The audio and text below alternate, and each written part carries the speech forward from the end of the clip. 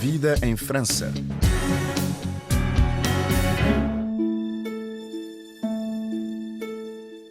Fogo Fato é a sexta longa-metragem do português João Pedro Rodrigues, filme exibido na quinzena dos realizadores do Festival de Cinema de Cannes.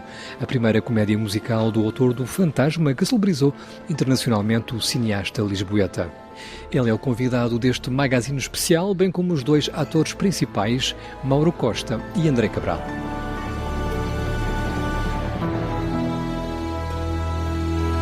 Olá, João Pedro Rodrigues, e obrigado pelos minutos que nos consagra aqui no Festival de Cinema de Cannes, porque o seu filme Fogo Fato está aqui na quinzena dos realizadores, uma estreia mundial com uma ovação enorme na noite passada que o emocionou particularmente, não foi? Sim, eu acabei o filme há muito pouco tempo. Para lhe dizer, eu vi a primeira cópia do filme na semana passada, já tinha o festival começado. E, portanto, o filme não tinha sido visto por ninguém. É sempre essa expectativa de qual a primeira reação, sem a ter mostrado mesmo aos meus amigos. Não, estava muito expectante. E como o filme é uma comédia, é importante também perceber se as pessoas riem. E as pessoas riram muito durante a projeção. Senti que havia qualquer coisa que chegou e tocou as pessoas. E chegou mesmo antes do fim, como você referia, houve logo intervenções e aplausos durante a projeção do filme. Sim, não é? Isso eu também nunca tinha visto, fiquei muito surpreendido. Há uma determinada cena em que as pessoas aplaudiram, fiquei mesmo surpreendido. Porque o seu receio prendia-se com o facto de que você pega em mitos fundadores do imaginário coletivo português, porque falamos muito de música, nomeadamente, falamos muito de história também, e porventura os neófitos não lusófonos possam talvez não apreender toda a subtileza do que ali se diz. Você tinha algum receio relativamente a isso? É o que me está a deixar a entender? Isso não. Eu acho que há mesmo pessoas que falaram comigo depois, não perceberam todas as subtilezas que existem nas palavras e no diálogo. Por exemplo, a referência à Maria Pia é difícil de entender. Mas quando nós fizemos a legendagem, tentámos, na legendagem, adaptar, no fundo, a um contexto inglês, a um contexto francês. Portanto, pensando que as pessoas não teriam esse contexto português histórico e atualizando de alguma maneira as legendas. O certo é que você divertiu muito o Cannes. Eu perguntar-lhe se você se também divertiu bastante a preparar a obra, porque ela é particularmente leve. Não digo que isto seja sinónimo de pouca exigência, mas ela destoa muito das demais obras que você fez no passado, não é? Eu queria fazer uma comédia. Sempre foi uma coisa que me interessou e eu acho que é o género mais difícil de fazer no cinema. Porque a comédia é subtil, não é? Há muita comédia que não... Eu gosto muito de um realizador que é o Lubitsch. O Lubitsch é só sobre subtileza, elipse, o dito, não dito, o que se percebe através do que não é dito, o que o dito diz e que não se percebe. Por isso, foi um bocadinho a pensar na escrita, porque é um filme que é muito escrito, no sentido em que há muita comédia que não é só através da palavra que a comédia existe. Porque se calhar a comédia que mais me interessa até é o Chaplin ou o Buster Keaton. Mas eu tento sempre fazer filmes que, no fundo, me questionem. Eu tento sempre questionar-me para não fazer o mesmo filme. Eu tento sempre esquecer o filme anterior para passar para o filme seguinte.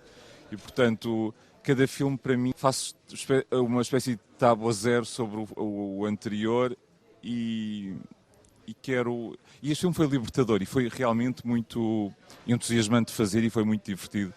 Havia um ambiente na equipa. Estávamos a chegar... O filme foi adiado um ano por causa da pandemia.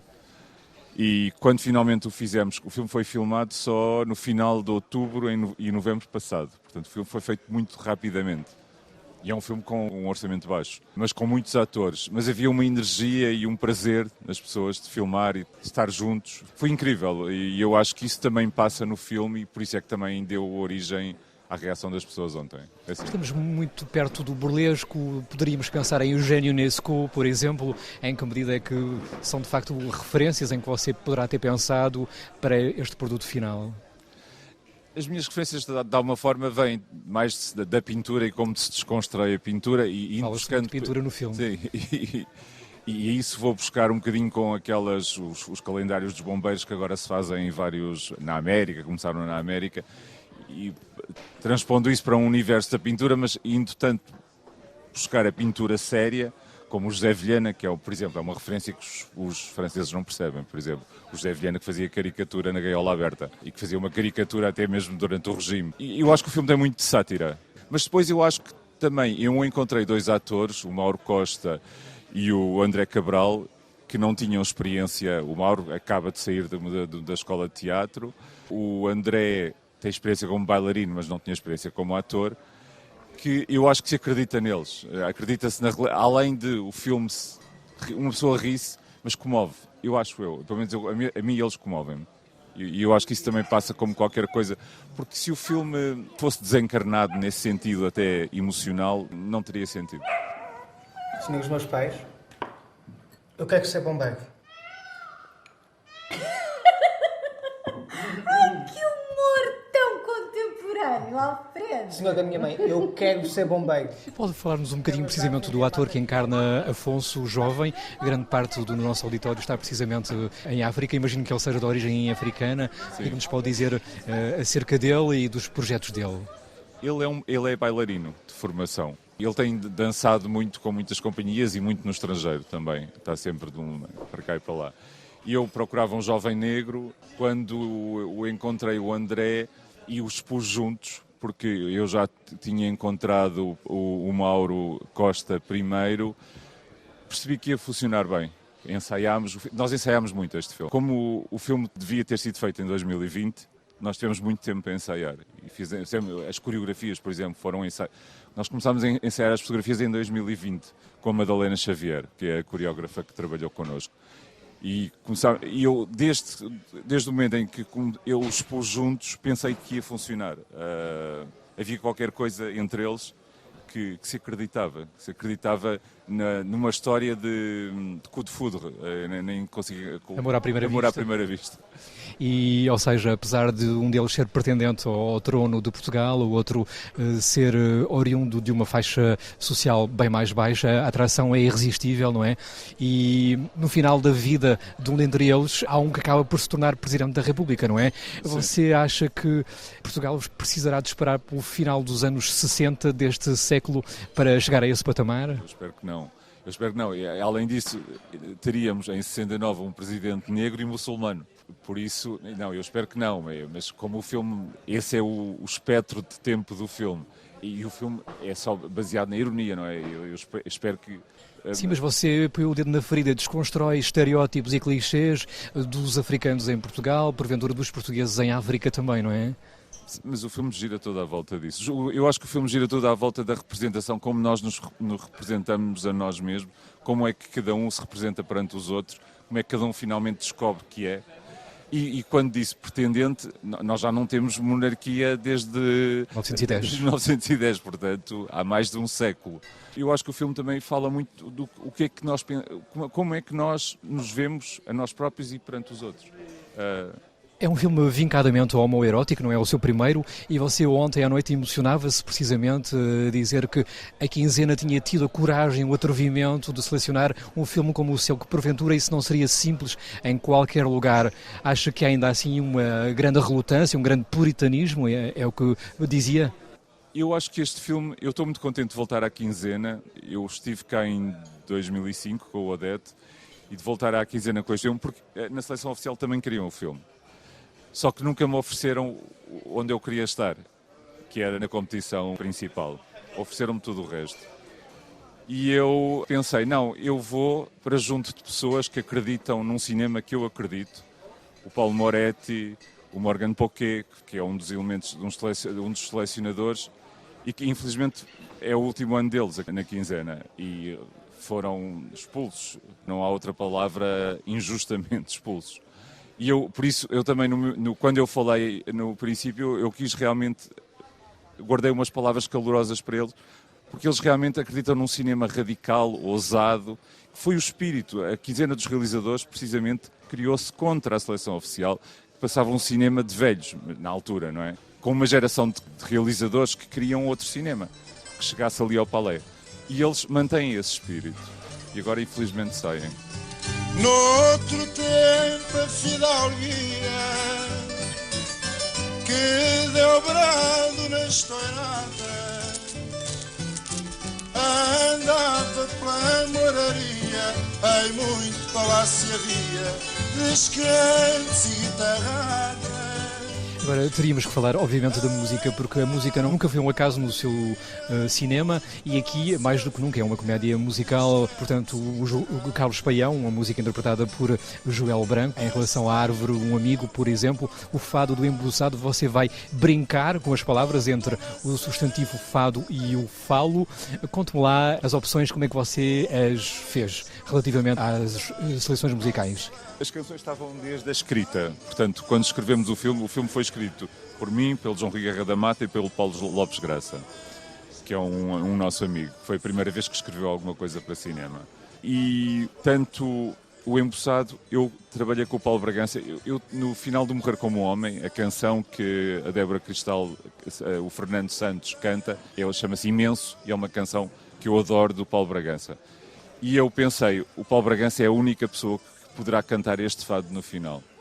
E ele aceitou e ele de alguma forma reconstruiu. E nós depois tivemos esta ideia de fazer este jogo de palavras entre fado e falo. A língua portuguesa presta-se muito a estas pequenas subtilezas. E mesmo a maneira de cantar é completamente dele. Foi um privilégio e uma emoção enorme trabalhar com ele.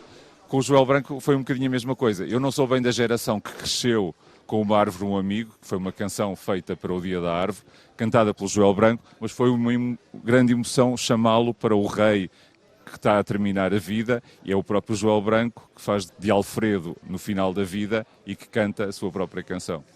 Ana Bustorff é consagrada no teatro e no cinema em Portugal. Ela deu-se bem com a nova geração de atores aqui para o filme? Ana Bustorff é maravilhosa.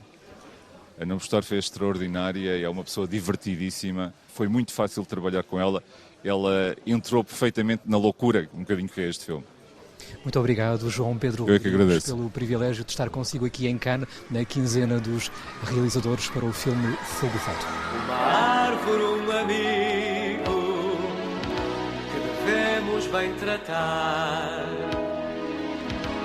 Um amigo de verdade, tão fiel como a amizade que podemos cultivar. Sabes que uma árvore é um pouco de beleza que protege a natureza e purifica o nosso ar. Mauro Costa e André Cabral interpretam os dois apaixonados gays, respectivamente o príncipe e o seu namorado negro do quartel dos bombeiros. Falámos com ambos, perplexos ainda pelo acolhimento caloroso que o festival lhes reservou, a começar aqui por André Cabral, que interpreta Afonso, o bombeiro negro que vai dar formação ao príncipe nesta comédia. Foi cá uma estreia mundial esta do Fogo Fato em Cannes, na quinzena dos realizadores. Vocês estavam particularmente emocionados um e outro. Sim, estava só a rir no final. Aliás, rimos durante o visionamento do filme, porque estávamos a ver tudo pela primeira vez. E então também, por um lado, permitir-nos ser espectadores, né? E não estar com um olhar muito crítico sobre aquilo que estamos a fazer. E ao mesmo tempo também sentimos que foi super bem recebido, porque as pessoas reagiram do princípio ao final, mesmo em partes em que nós não estávamos nada à espera que as pessoas se rissem ou começassem a bater palmas a meio do filme. Foi assim um bocado fora. Não sei bem explicar. Quando acabou, de repente, o filme acabou, as pessoas já estavam a bater palmas, já estavam as luzes acesas, nós estávamos assim, tipo... O que é que está a acontecer? O que é isto? Era você o protagonista, você era pretendente ao trono português e imagina-se, não é? Como é que foi? A rodagem acabou por ser atrasada durante muito tempo também por causa da pandemia, não é? É verdade, foram 2 anos de espera, foram 2 anos que tive para conseguir preparar este personagem de uma forma genuína e tentar ser o mais fiel e credível possível. Principalmente sendo uma coisa que é tão afastada de mim, aquela personagem é o meu oposto. Não, temos muito pouco... Não tem simpatias monárquicas? Não tenho simpatias monárquicas de todo. Então foi giro entrar nessa realidade e ver isso com essa verdade e fazer todo o trabalho também da fonética, que me deu muito gozo fazer aquela alteração de fonética na forma de falar, mesmo a forma de ver o mundo. Acho que... foi uma experiência mesmo muito interessante porque tive mesmo de me colocar no lugar de outro Sem julgamentos, sem pretensões. Primeiro papel com o João Pedro Rodrigues, não é? Com o João Pedro, sim, com o João Pedro foi a primeira vez e É um marco na sua carreira, imagino. sim, e se ele quiser voltar a trabalhar juntos, aceito sem dúvida, porque depois se o processo é assim tão leve e se o produto final tem esta qualidade, faria isto o resto da minha vida. A maior parte dos nossos ouvintes estão precisamente em África e imagino que tenham grande curiosidade em relação à sua pessoa. Gostaria que se apresentasse e que nos dissesse como é que de repente é catapultado para ser um dos protagonistas deste filme. Pronto, eu fiz o casting em 2019, fiz o casting eu e o meu irmão, tenho um irmão gêmeo que também é bailarino e ator, e o Mauro fez o casting. Então você que é o bailarino. Eu é que sou bailarino de formação, essa é que é a minha formação, é a primeira vez que estou a trabalhar enquanto ator e a fazer cinema, e sim, fui catapultado aqui para Cannes, ou seja, tendo em conta o meu percurso e a minha formação, nunca alguma vez achei que tivesse a oportunidade de fazer parte de um projeto destes. E que ligação é que tem a algum país afro-lusófono? Então, eu sou português, mas os meus pais são angolanos. Minha mãe do Lubango, o meu pai do Lubito. Foi necessário um grande treino físico, não é? Vêem-se os bombeiros precisamente a treinar-se, é preciso esculpir o corpo, isso mexeu muito com as vossas rotinas também, como é que foi? Eu, por norma, estou sempre em atividade, então há ali uma parte de prática, o meu corpo já está meio talhado para isso. Eu não sou de todo uma pessoa muito que siga uma dieta ou um regime de treino, porque normalmente a minha atividade profissional ajuda-me muito a manter já, pronto, o meu tónus e a minha capacidade de conseguir entrar numa fisicalidade. Mas isso também é trabalho de ator. Eu estava bem defendido, como a minha personagem estava a aprender, eu podia errar e fazer mal, porque era suposto, portanto tinha essa escapatória, não precisa de entrar num regime nenhum e até é mais giro assim, não saber bem exatamente o que é que estou a fazer, na verdade. Veja lá, Sr. Bombeiro, e eu aqui na minha vida, tão descansadinha, a respirar tão bem com o coração a bombar antigo e agora acontece-me isto. Nunca se me tinha parado tudo. E o Sr. Bombeiro nem repare que eu já trazia este sutiã há uns dias. Vocês já conheciam o fado do Embuçado, se calhar já conheciam Árvore, um amigo, interpretado pelo Joel Branco. Como é que foi pegar nestes mitos fundadores do imaginário coletivo português para uma comédia musical? Eu conhecia mais o Mané Chiné, não conhecia tanto uma Árvore, um amigo, mas é interessante, às vezes cai-se em escolhas que se calhar são mais, pronto, não é música portuguesa, ou é se calhar criadores franceses ou americanos, e então é bom também ter este lado que é em Portugal, a música, a maior parte dela são criadores portugueses, né? Então é a cultura portuguesa a ser elevada. Acho imensamente interessante pegar nestes imaginários coletivos e nestas memórias coletivas que existem em Portugal com estas canções e de repente reinterpretá-las, dar-lhes outros significados e trocar-lhes as voltas completamente e passar a ser outra coisa. É tão bom brincar com esse tipo de clássicos e fazer as pessoas ver essas canções e voltar a criar memórias com canções que já têm tantas. Recontextualizar, no Exatamente. fundo. Sim.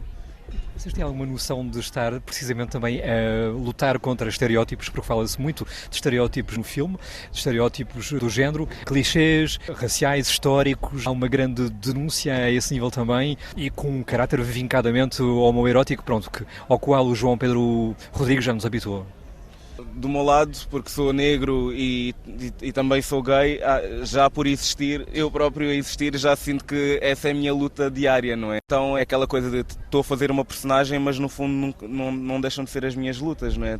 Não deixo de me estar a representar a mim mesmo de alguma forma. E ainda é difícil diariamente? Depende muito do contexto, depende da circunstância. Eu, no meu caso, por exemplo, agora que se fala muito de representatividade, eu, no meu caso, em dança contemporânea, felizmente tenho tido bastantes oportunidades a nível de trabalho, mas eu sei que não é assim para a maior parte das pessoas. O meu caso, se calhar, é um bocado atípico. Há coisas que, obviamente, precisam mudar, mas não sei, a melhor coisa a fazer será mesmo tentar sempre não tentar pegar na bandeira, porque acho que nenhum de nós é salvador de todo, né? Somos todos cúmplices de alguma forma, vítimas e não vítimas de todo. Então acho que é uma questão também de termos consciência. Em 2069 Portugal tinha um Presidente da República negro e muçulmano, não é? Acha que é possível ter de esperar tanto tempo? Acho. acho que... Não devia, mas é o que temos, não é? Em Portugal, mesmo na televisão, eu conto pelos dedos da mão quantas pessoas negras é que eu vi enquanto crescia, né? Eu nasci em 1990, sei lá, a primeira pessoa que se calhar que vi na televisão foi a Sara Tavares na Chuva de Estrelas, ou Conceição Queiroz. Então, mesmo agora, por exemplo, eu vejo televisão, vejo novelas. Normalmente, se existe alguém negro, é sempre alguém que veio da diáspora. Eu nunca vi pessoas como eu, que são nascidas e criadas em Portugal, que têm uma educação exatamente como os outros, né? como os outros portugueses. Parece que as oportunidades que existem são sempre muito circunscritas. E finalmente, como é que está a ser então a experiência de Cannes? Acha que isto vai significar alguma coisa na história da vida deste filme? Eu acho que sim, espero que sim. Está a ser uma experiência completamente arrebatadora. Muita gente, muito amor, muito carinho. Estamos a ser super bem recebidos por toda a gente. Há toda uma atmosfera em relação ao filme e as pessoas, mesmo connosco, são super simpáticas, super acessíveis e é quase um convívio. Na verdade, o festival tornou-se quase um convívio com toda esta gente que vem aqui ver filmes e apresentar filmes. É absolutamente fantástico. Palavras de Mauro Costa e André Cabral, respectivamente Alfredo e Afonso, em Fogo o Fato, comédia musical do português João Pedro Rodrigues, que ouvimos anteriormente.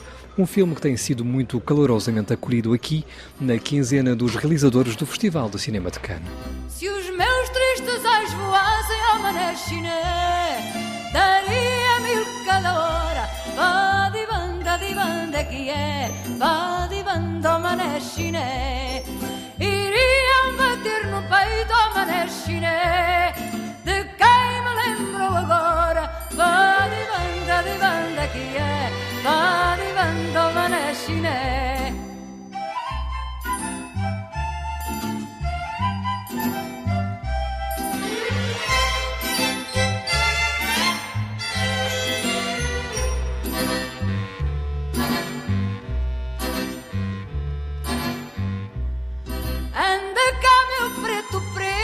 Manaxiné, meu queimadinho do sol. Vá de banda que é, vá de banda ao Manaxiné.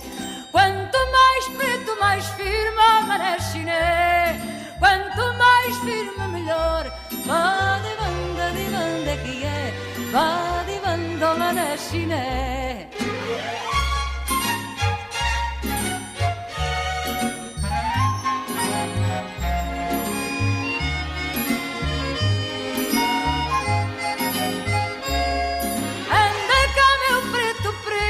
Manaxiné, meu queimadinho do sol. Vá de banda que é, vá de banda ao Manaxiné.